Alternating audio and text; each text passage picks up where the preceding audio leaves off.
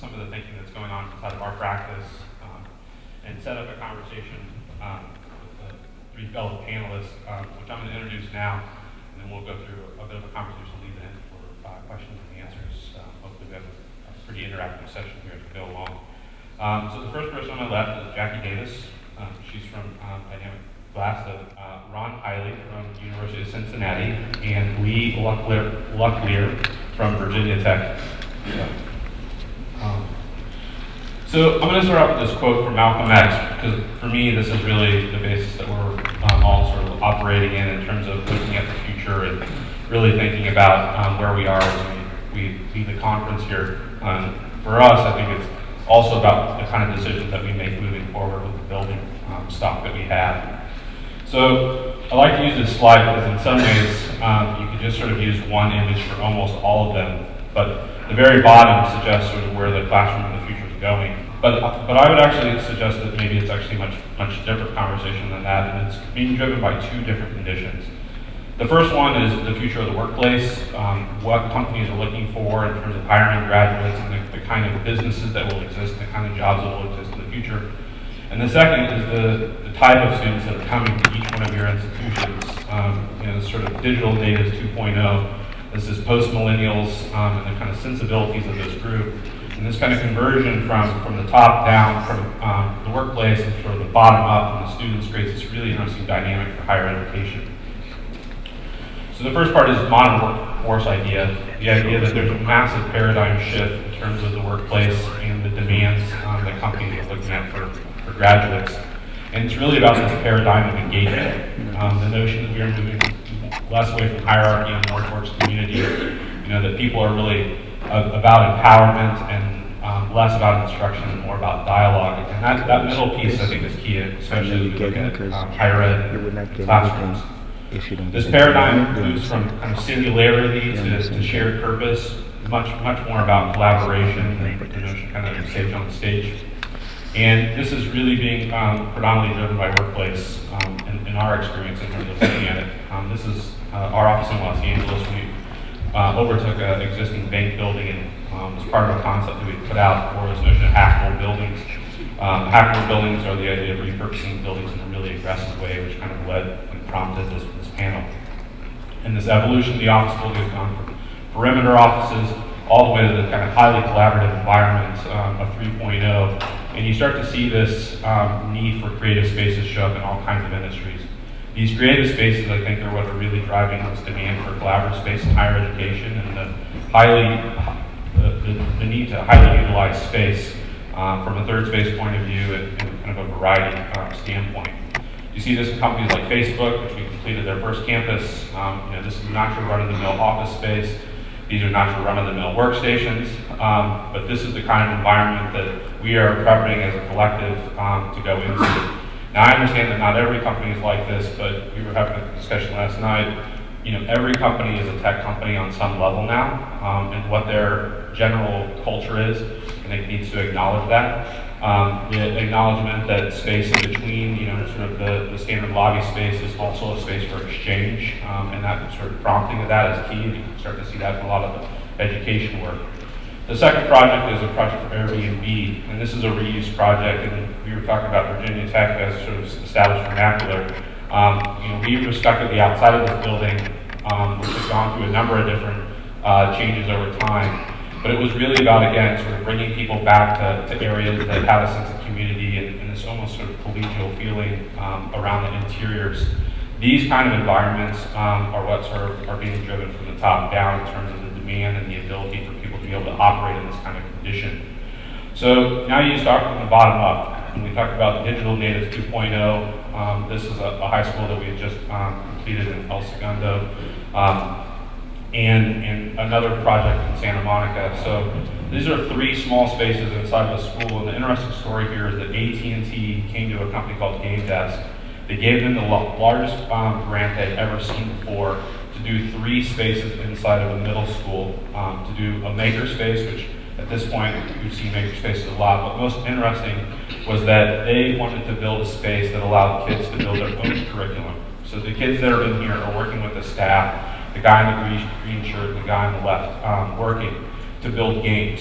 And the games that they build are to reinforce the sort of ideas and concepts that they're being taught. And then they play those games with their peers to reinforce the curriculum that they're overall bringing together and building. It's a really incredible story.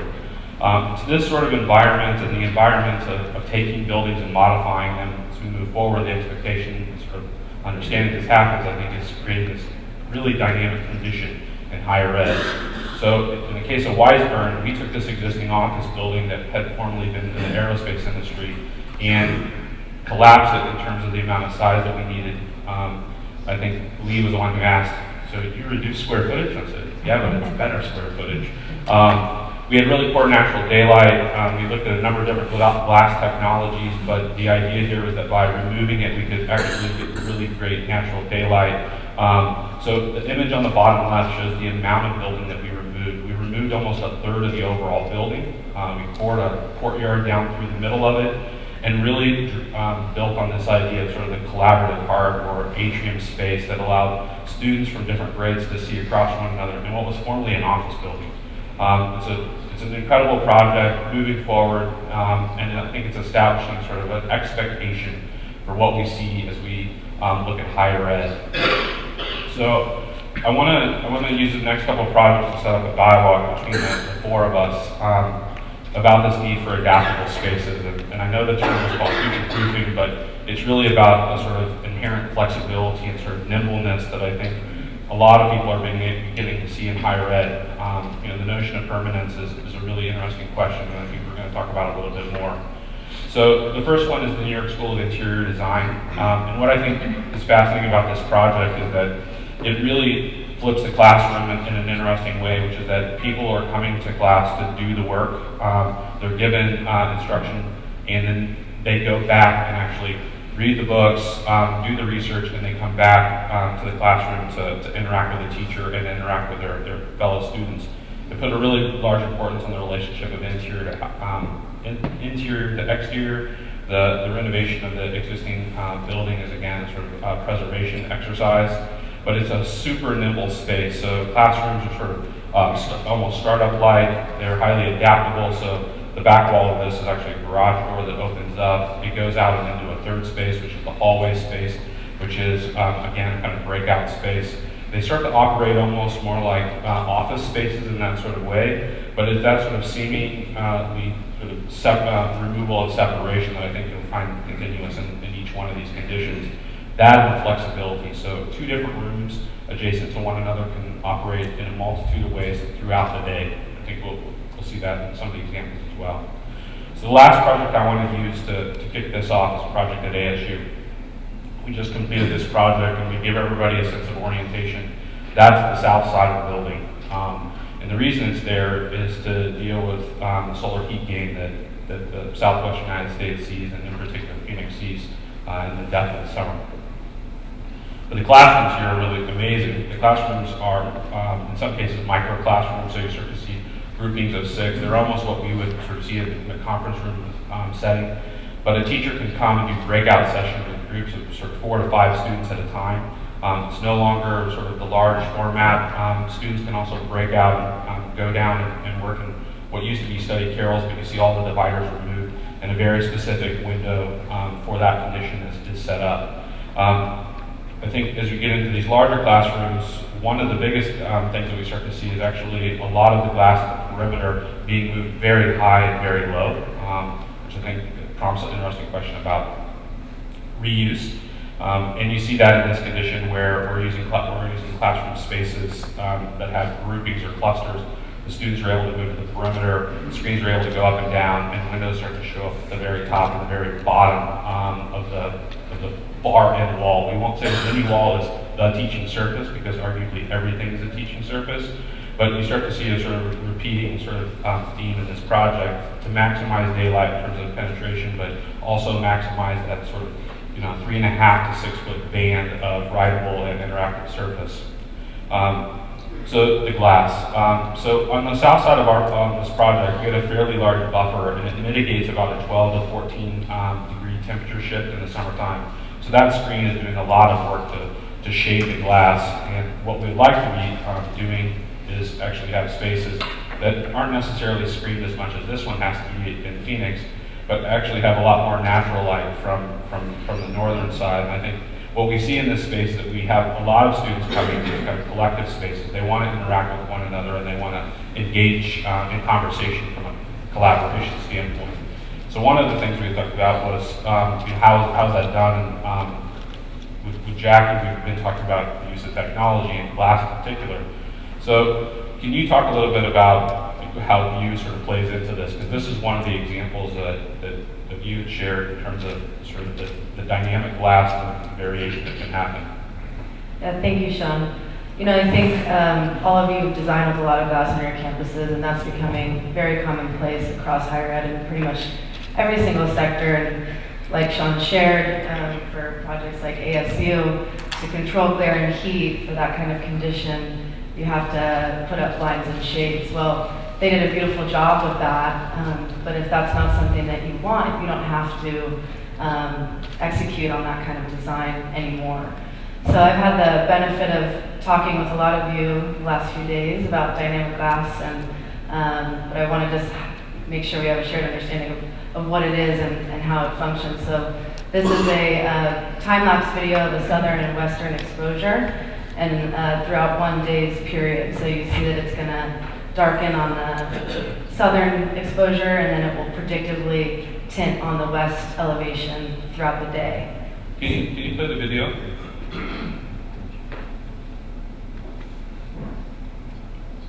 So and then it's going to clear on the southern facade as the sun sets in the west. And these are zoned separately, so they can behave completely differently depending on the desired use of each window. So it's set to operate in an automatic setting, but you have the opportunity to control it manually should you wish. And that control could be given to the facilities director, or it could be given to a professor who wants to have control over the functionality of their window. And the benefit here was the idea that you could go from maximum visual light transmittance to, you know, sort of the most optimal shading heat gain coefficient, right? So you get the best of both worlds. Exactly. So there's 4 tints that it can transition through, and throughout the day it may go in between these a number of times. And the things to hone in on for these 4 different tint levels are the visual light transmittance, and the tint level 1 is at almost 60%, and then 1% at the tint level 4. And then the solar heat gain coefficient is at 0.09 at the tint 4. So you're blocking 91% of the heat that can penetrate through the building envelope. And that's a much higher performing glass than even a solar band 70 or your high performing Levy that's in the market. And a lot of this is driven around the flexibility of this, right? So that you can modify this based on what the needs are inside, not only respond to environmental conditions outside. Right, and you know, what does this have to do with higher ed and future proofing exactly? It's, you know, a space like this you may use as a learning space in the morning, and it may be working off of its automatic setting, and then in the evening you may decide we're going to move the tables out or the chairs out. It's going to be an event space, and we don't have to control glare quite so aggressively because people aren't going to be using their technology up against the window. So we're going to move to a lighter setting, let more visual light in, so that it's a nicer setting for an event space. And then go back one, sorry, Shawn.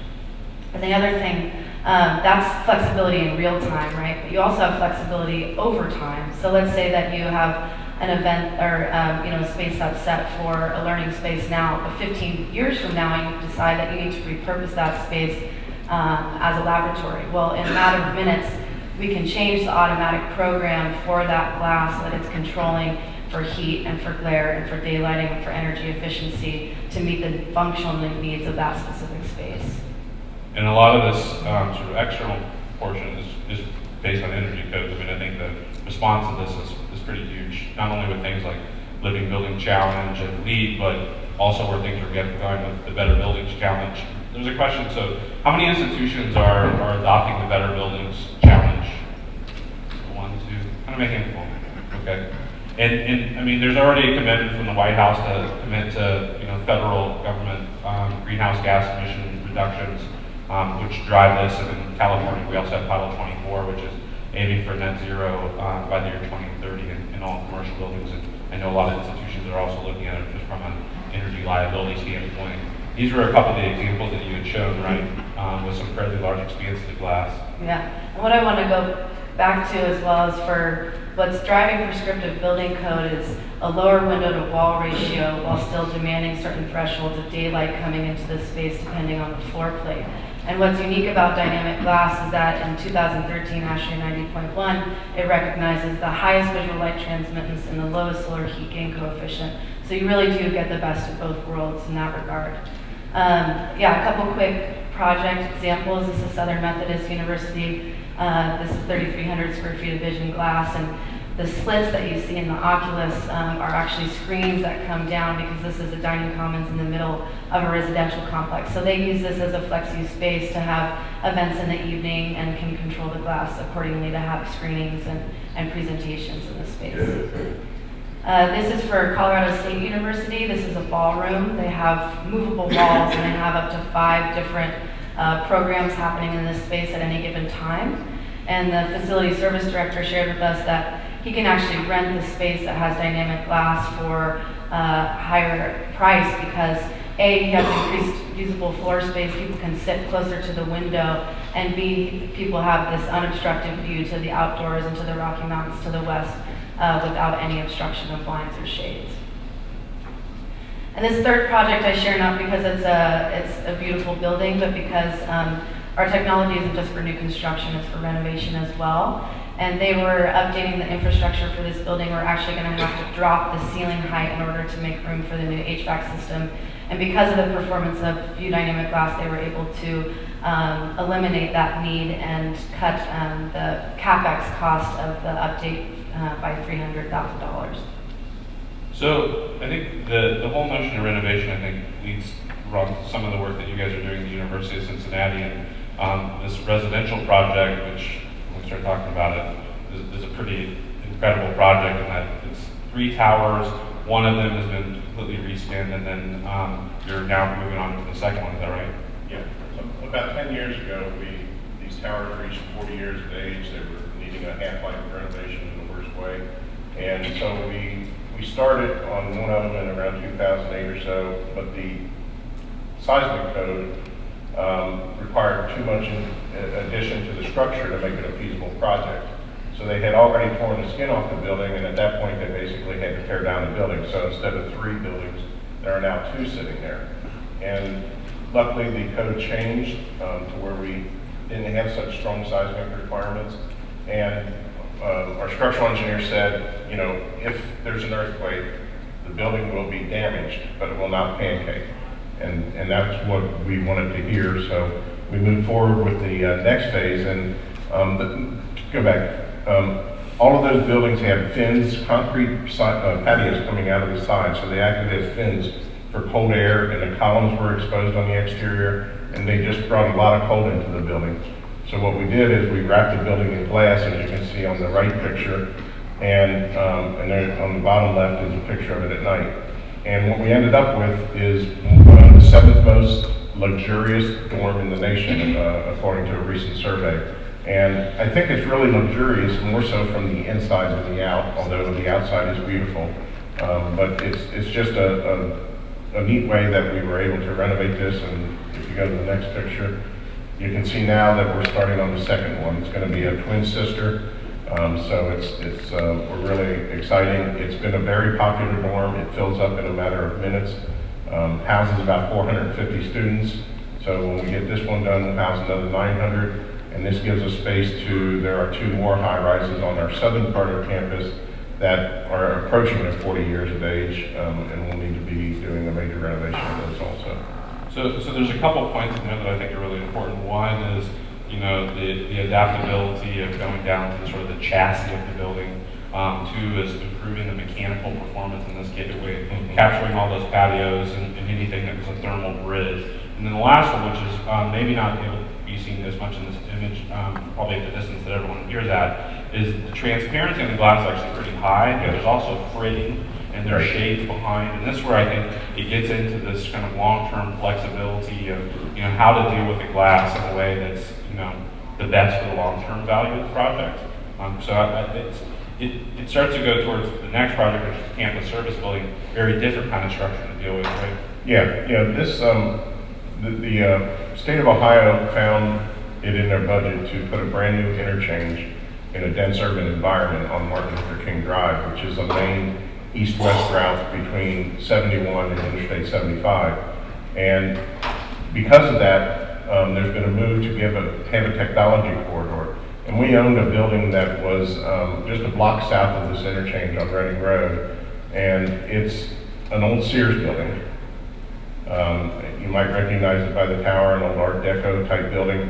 And you can see some screening on the top of it. That's because the parapet walls were in danger of falling off. And at the bottom, you can see a covered walkway because it needs to be torn down. But due to the intersection, due to a new research initiative, UCRI that the university is doing, we were out of space on campus to put all of this space that the Research Institute needed. So we looked at this building and said, we could keep about 2/3 of this and make it a really nice place. And the next picture shows what it may look like. But this will be home to our research initiative, UCRI, and which is a nonprofit organization within the university. And it enables us to react quickly, because that's one of the issues with a research institute like that, is they need you to act quickly. They're from the real world of business, and things have to be done quickly. So this is enabling us to give them a lot of space quickly. We hope to have this done in a year or so, and that's what we're doing. So this idea of sort of prototyping, I think, came up a number of different times, in terms of the things that we've been seeing, and this commitment to space that is really flexible. This is where you're going to start to pilot some of these ideas initially, right? Yeah, this is our library, and as many libraries on campuses is being utilized just less and less. So we're going to make the entry level here on the 400 level is what it's called, a 24/7 space, similar to what Dartmouth is doing with their library. And so students will be able to go in there 24/7. It'll be housed by librarians until 10 o'clock at night, and then security will take over the overnight shift. And this is in a section of campus. The library sits on top of a large parking garage, so you've got easy access. And there are a series of buildings around the library square that you're looking at there that are earmarked to become 24-hour-a-day areas. The other thing we're doing in the library is we're taking some of the space that used to house books and things like that, and we're putting in classrooms. We're using it to try different styles and types of classrooms, so that we can, if we have success, we can move it out to the real world of the real classrooms on campus. And if we don't, we try it again in some other mode or operas. So this idea of kind of incubating and split space, or incubating in place, allows you to sort of disconnect from the outside and not necessarily take it on, which I think is one of the issues that, from Virginia Tech's point of view, you're dealing with a campus that has a very particular vernacular. So while it may not be expressed on the outside, there's very incredible work going on the inside. You had mentioned some of the issues that you were driving us was this notion of resilience, and what are the indicators for resilience, and how are you, sort of responding to that? Can you share a little bit more about the thoughts that you're thinking about? Sure, Shawn. At Virginia Tech, our conversations regarding future-proofing are incorporating, for design and construction of new facilities and existing facilities and renovation, are incorporating the concept of resilience.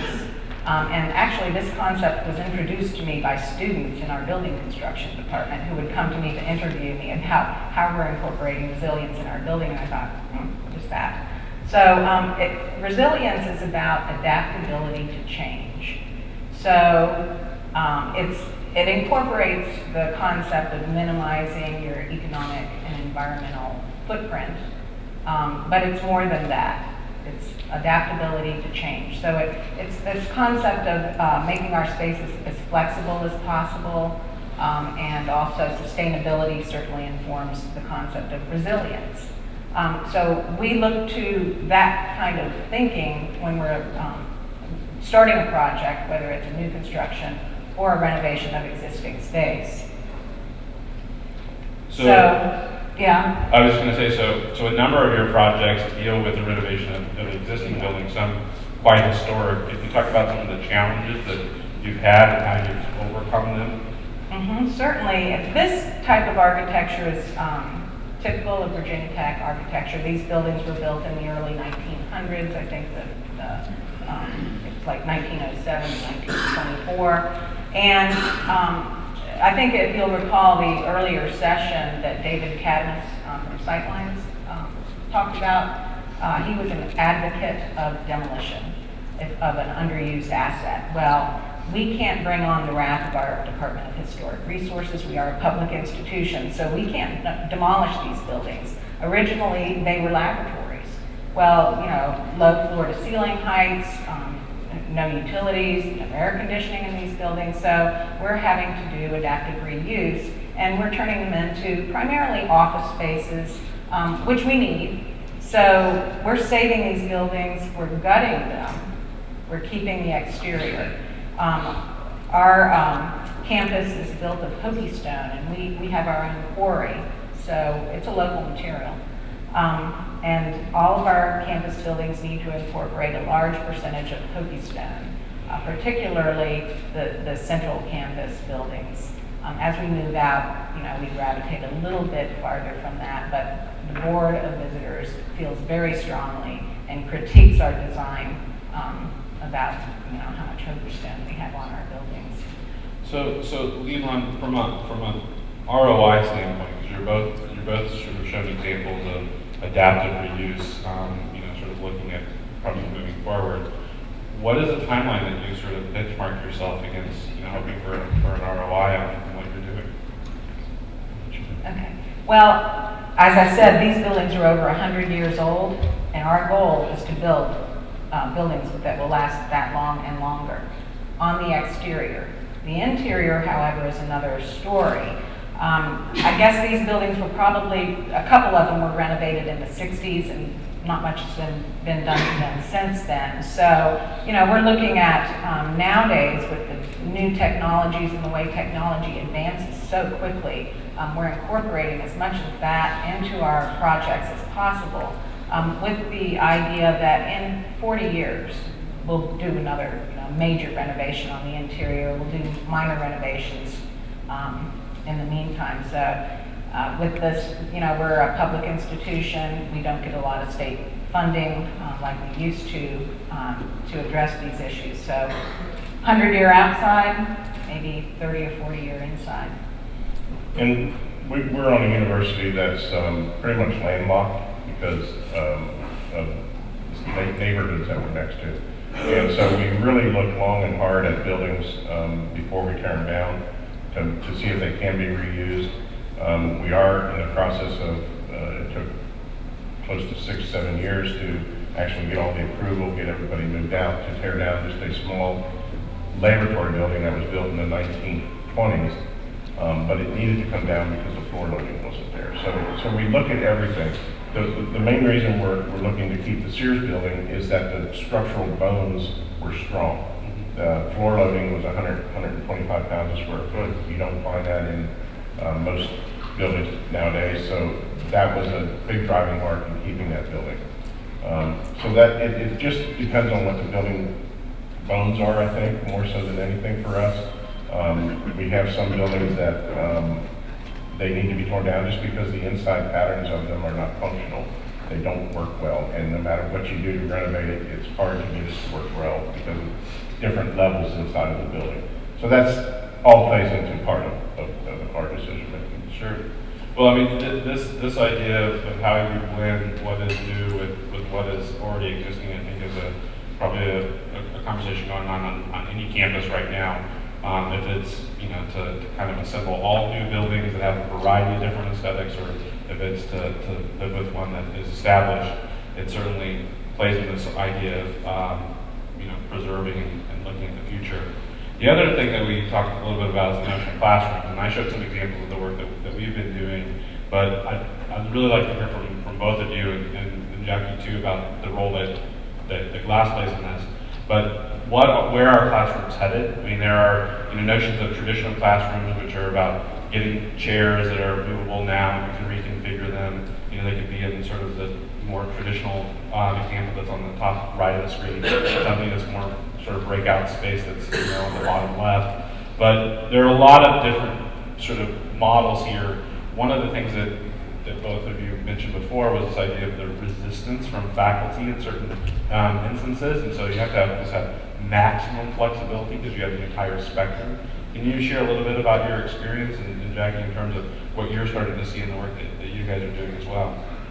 Well, I can share that if you go back a slide to the traditional type classroom, it wasn't that long ago that I would have conversations with faculty who did not want windows in their classroom. They wanted captive audience, and that was the thinking then. We're talking maybe 15, 20 years ago.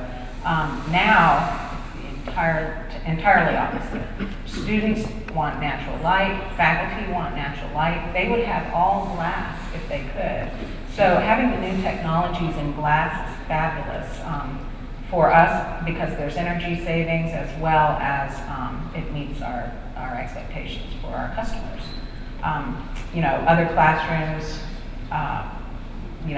we're building in flexibility. This is a scale-up classroom. We look at when we're starting a new project, we interview faculty about their teaching styles and whatnot, and we try to accommodate all of their needs in the building.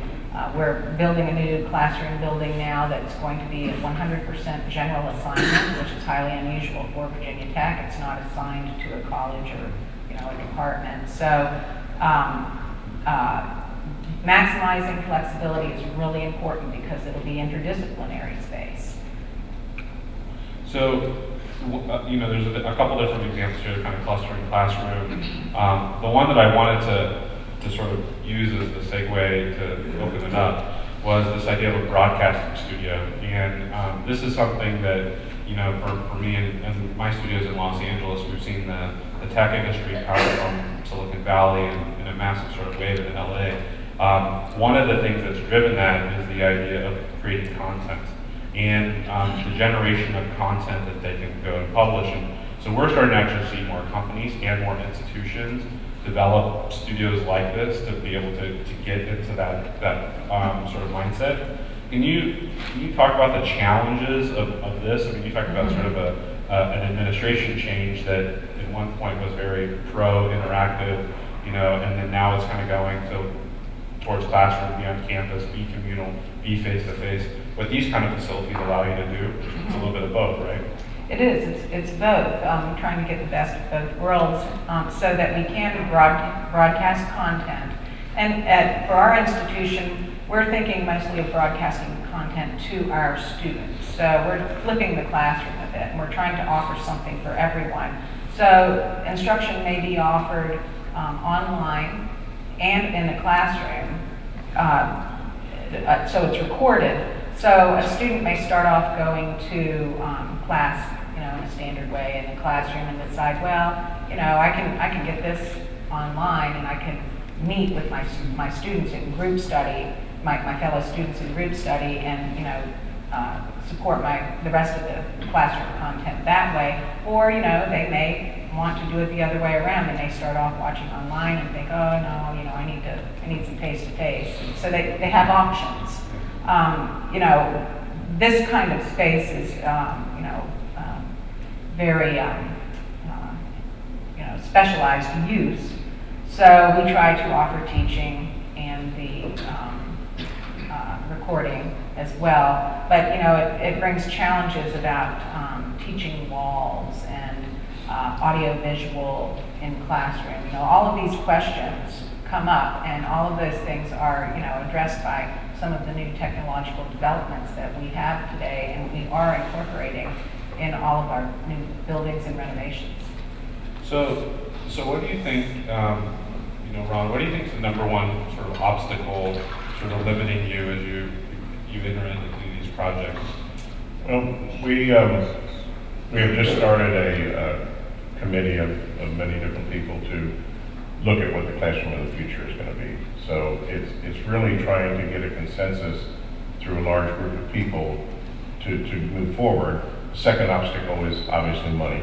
High-tech classrooms are expensive, and for example, we were designing a classroom for pharmacy, and it was hexagon shaped, and so we had 6 screens in there. Well, they can only afford 2. So, you know, it's the type of thing you design it the right way, but they can't afford sometimes what they need to put into that. So those are the biggest obstacles, I think. It's just time and it takes to do it, to implement it, and then technology is moving so fast that by the time you implement it, it may be obsolete. Sure.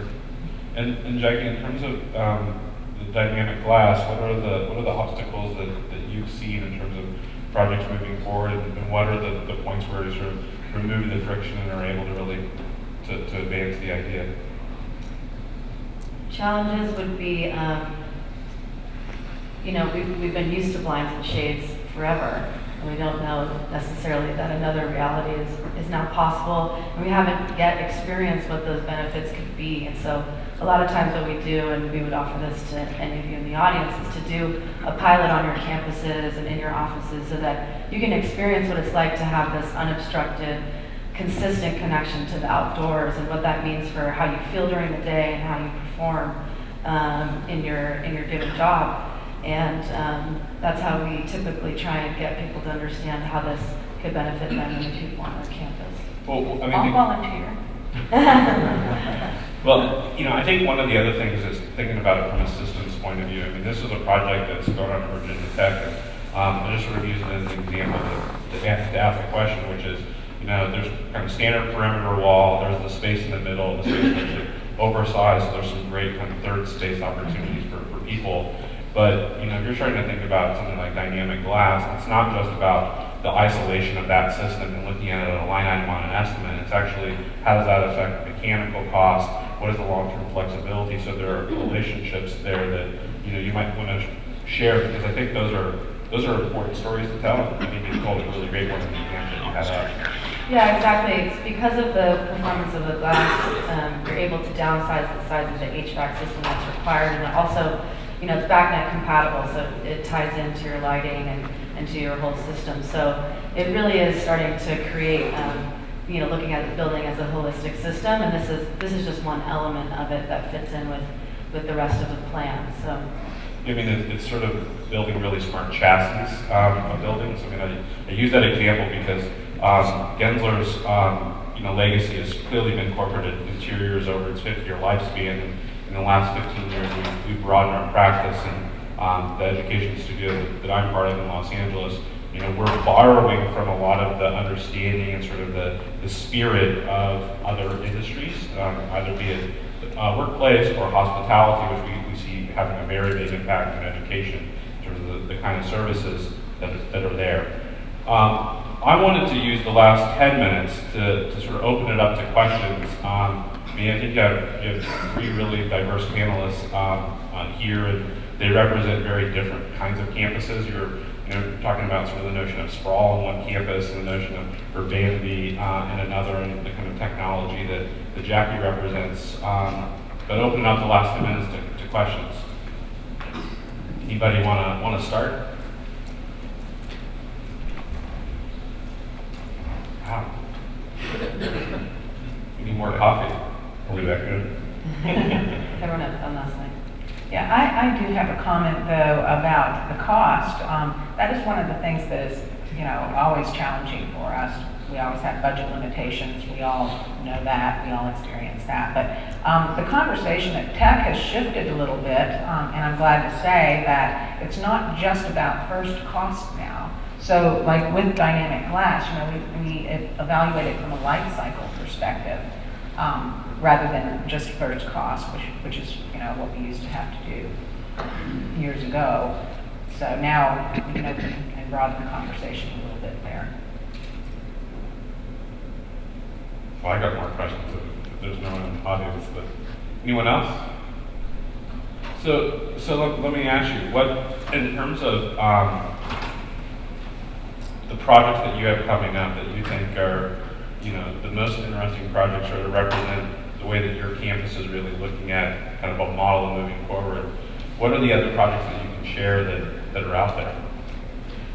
We just completed a new engineering building that's very interesting. I don't have any slides of it, but it's our engineering, well, we call it Goodwin Hall now. It's been named for the donor. But it is 150,000 square feet. It was about a $95 million project cost. But the building has maximized technology in it, and in fact it has 280 accelerometers, which is the device that's in your iPhone that tells you, you know, your location and can tell where to find my iPhone, you know, movement, it senses movement, you know, if you use it for an alarm, and it senses your sleep patterns, things like that. So 280 of these devices have been installed in this building. I would like to say I wish that they had thought of that before we started construction, but, you know, faculty had this great idea while we were in the middle of construction. But we said, sure, we'll put these in. The building can sense if someone's in it. And not only that, but the building can sense who is in it. So it's like if you're at home and you're upstairs, one of your family members comes in downstairs, you know who it is just by their footfall. This building senses that. And the faculty had some research ideas when they came up with this thought, and the technology really, I think, was originated in California for seismic purposes. But now, you know, they're just getting all kinds of grant ideas, and really this is taking off. But it's, I've heard one faculty talk about how the building breathes. So it's a study of how the building works, you know, in connection with all of the building automation systems, glass, you know, even the classroom, AV, all of that impacts how the building lives. Well, at UC, we're excited with this August will be the completion of an addition to our Nippert Stadium that is right in the middle of campus, and it's going to provide some of the luxury boxes and a very much larger press box and other things like that. Myself, I came to the university in 2000, and they were just getting started on the renovation of a 1 million square foot building that was our medical sciences building. And to see that finally come to completion this past winter was gratifying. To see that with energy usage, it used to be the top building on our campus for energy usage. It's now down around 5, 6, 7. To see that with a building that basically was renovated for what it was, a laboratory and office building, and is still that, but to see that energy usage coming down is very gratifying. I'll share one project. Yeah. So we're in the middle of an installation on Bart Becker's campus, the Schulich School of Engineering, which is a very high performance building, 7,700 square feet of vision glass on the southern facade. And they elected to do a triple pane configuration for even higher efficiency. And that's, you know, an open space kind of atrium application on Bart's campus.